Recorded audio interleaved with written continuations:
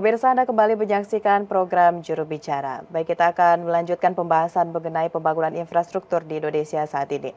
Pak Dirjen, selanjutnya Ya, kita akan membahas, Pak Dirjen, bagaimana kalau sudah ada infrastruktur, sudah ada rencana dan sebagainya, tentu yang tidak boleh dilupakan adalah pendanaannya. Nah, sejauh ini Pak Dirjen, dengan masifnya pembangunan infrastruktur di Indonesia, seperti apa kemampuan pemerintah dalam aspek pendanaannya, Pak?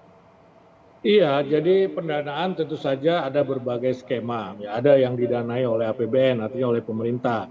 Nah, kalau dari Ya. APBN kita ini kan untuk 2023 misalnya, kita sudah menyiapkan 392,02 atau 392 triliun lebih. Ya, ini antara lain juga sudah termasuk untuk mendukung pembangunan proyek strategis seperti ibu kota negara baru. Ya. Ya. Nah, ya itu dari APBN. Ya, tentu saja ada mekanisme lain, misalnya investasi.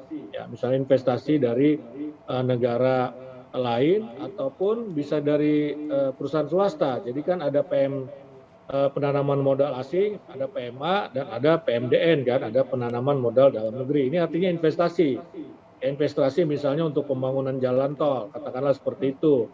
Ini pembangunannya dibiayai oleh swasta. Nah, nanti swasta ini kan mendapat konsensi untuk mengoperasikan jalan tol itu selama jangka waktu tertentu, apakah 20 tahun, apakah 30 tahun, apakah mungkin 50 tahun misalnya. Itu contoh ya. Nah, ini Ya. juga mekanisme yang kita pakai, bisa juga melalui mekanisme KPBU ya, mekanisme kerjasama ya, antara berbagai badan usaha ya, baik swasta, BUMN maupun pemerintah. Ya, contoh mekanisme KPBU adalah yang dilakukan oleh Kominfo dalam menyiapkan infrastruktur satelit. Ya, untuk satelit itu kita memakai mekanisme KPBU. Jadi mekanisme campuran lah kira-kira begitu ya. Yang pertama tadi pembiayaannya itu lewat negara, kemudian lewat investasi baik asing maupun dalam negeri, dan yang ketiga melalui kerjasama, ya, melalui mekanisme KPBU. Jadi anggaran ini sebetulnya tersedia ya, apalagi seperti sekarang ini, misalnya karena pandemi COVID, ini banyak uang, banyak anggaran ya, banyak budget yang istilahnya nih nongkrong begitu ya di bank, tidak produktif. Ya, misalnya kalau kita lihat data selama masa pandemi itu jumlah tabungan kan meningkat, ya, Ya. jumlah tabungan meningkat karena orang mencari aman, safe ya dia begitu. Nah, ini sebetulnya dana-dana yang nongkrong itu daripada tidak produktif lebih bagus dimanfaatkan untuk investasi. Artinya sebetulnya investasi ini terbuka luas ya pasca pandemi ini di Indonesia ya, karena tersedia banyak dana di luar negeri maupun di dalam negeri ya, yang bisa kita gunakan untuk pembangunan infrastruktur lewat mekanisme pembiayaan yang kedua, yaitu apa, investasi swasta dalam negeri maupun asing. Nah, ini yang harus bisa kita manfaatkan ya.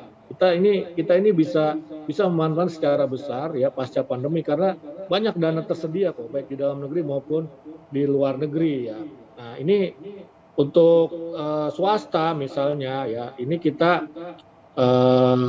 ada aturannya, ada Perpres nomor 38 tahun 2015. Nah, ini kan tentang kerjasama pemerintah dengan badan usaha tadi, KPBU itu yang saya sebutkan. Nah, jadi dasar hukumnya juga ada begitu ya. Jadi kita kuat dasar hukumnya untuk pembangunan infrastruktur kita.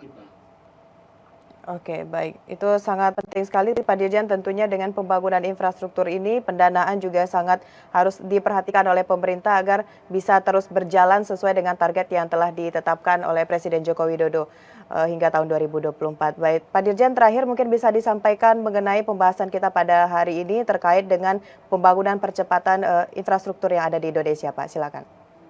Iya, jadi pembangunan infrastruktur adalah kunci untuk menuju negara maju.